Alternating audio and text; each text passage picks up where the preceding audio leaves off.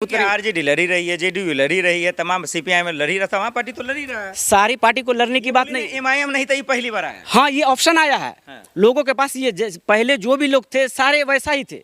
अभी एक ऑप्शन आया है जो इंसाफ की बात करने के लिए आए हैं हमारे बीच, और जो क्षेत्र की तरक्की के लिए आए हैं और हिंदू मुस्लिम भाईचारे को एक करने के लिए आए हैं। ये इत्तेहादुल मुस्लिम है, रागिब नाम है, आप तो राग गाएंगे ही एमआईएम साहब का, लेकिन लोग ना चाह रहे, उनको तो लोगों के बीच में भी नहीं है। अरे साहब, आप कैसे जानते हैं कि लोग नहीं चाह रहे हैं? लोग चाह रहे हैं। हम लोग 3 साल से फील्ड में ही है। हर एक विधायक था, आरजेडी में चला गया, फिर कैसे बात कीजिएगा? अब विधायक भगरू आ गए, वो चले गए, तो उनकी बात हम क्यों करेंगे? वो तो आएंगे भागेंगे, इसलिए कि उनको पैसा चाहिए, माल मारना था उनको माल मिल नहीं रहा था, इसलिए वो भाग के चले गए। एमआईएम के कल्याणपुर से प्रवक्ता रागिब जी मेरे साथ मौजूद हैं। सबसे बड़ा सवाल है, आज तो आप लोग जश्न मना रहे हैं, टिकट मिला है आपके विधायक जी को, क्या कहेंगे आप कल्याणपुर क्षेत्र को लेकर अमृता पासवान जी के लिए? सबसे पहले तो मैं कल्याणपुर प्रखंड के जनता से को मुबारकबाद देना चाहता हूँ कि ओवैसी साहब ने हम लोगों को एक मौका दिया है सुधरने का, हमारे समाज को सुधारने का, हिंदू मुस्लिम भाईचारे को बनाने का, और दलित के हक़ के लिए, हिंदू के हक़ के लिए, मुसलमान के हक़ के लिए एक मसीहा खड़ा करने का। तो इंशाअल्लाह हम कल्याणपुर क्षेत्र के जनता से उम्मीद करते हैं कि इंशाअल्लाह सारे लोग सपोर्ट करेंगे और ओवैसी साहब को मजबूत करेंगे। लेकिन अमृता पासवान को लेकर सवाल है कि क्या कैंडिडेट के लायक थी या आप लोग ज़बरदस्ती दिलवा दी हैं सीट? देखिए, इसमें कैंडिडेट के लायक की कोई ज़रूरत ही नहीं है।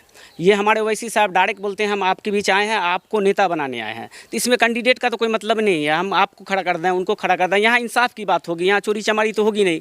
तो हम किसी को भी लेकर के आए, किसी को भी खड़ा कर दें, उनसे इंसाफ कराना और क्षेत्र की तरक्की के लिए काम करना है। चोरी चमारी कौन कर रहा था? क्या महेश्वर हजारी कर रहे थे? कोई कर थोड़ी रहा था। चोरी चमारी की बात अब देखिए, महेश्वर हजारी के अब्बा 10 साल पहले थे, उसके बाद महेश्वर हजारी जी आए, और अभी एक विधायक को मिलता है ओनली मेंटेनेंस के लिए। तो ये 4 करोड़ अगर आप जोड़ेंगे तो 100 करोड़ रुपया हो रहा है 25 साल में पूरे।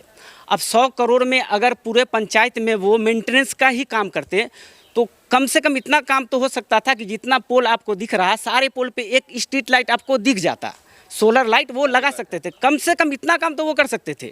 उसके बाद जो फंड आता है रोड बनाने का वगैरह, तभी तो कंटिन्यू जीत रहे सर, बैक टू बैक जीत रहे, 15 साल हो गए। नहीं, लोगों के पास ऑप्शन नहीं था। अच्छा। लोगों के पास ऑप्शन नहीं था, अब ऑप्शन आ गया है, तो इंशाल्लाह लोग ओवैसी साहब को मजबूत करेंगे। आरजेडी लड़ी रही है, जेडीयू लड़ी रही है, तमाम सीपीआई में लड़ी रहा, तमाम पार्टी तो लड़ी रहा है। सारी पार्टी को लड़ने की बात नहीं। एमआईएम नहीं था, ये पहली बार आया। हाँ, ये ऑप्शन आया है। हाँ। लोगों के पास ये पहले जो भी लोग थे सारे वैसा ही थे।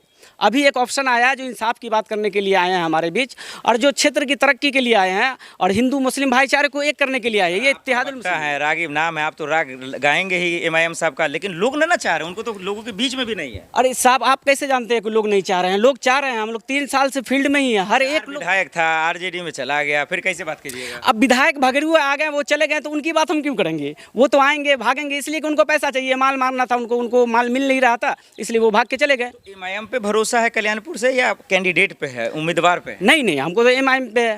कैंडिडेट पे क्यों भरोसा करेंगे हम? और उसमें साथ में अमृता पासवान भी आ गई तो और हाँ, अमृता पासवान जी भी है, तो ये बेहतर है लोगों के लिए। क्या कहेंगे कल्याणपुर क्षेत्र के लिए? आज टिकट मिला अमृता पासवान जी के लिए, क्या कहेंगे आप?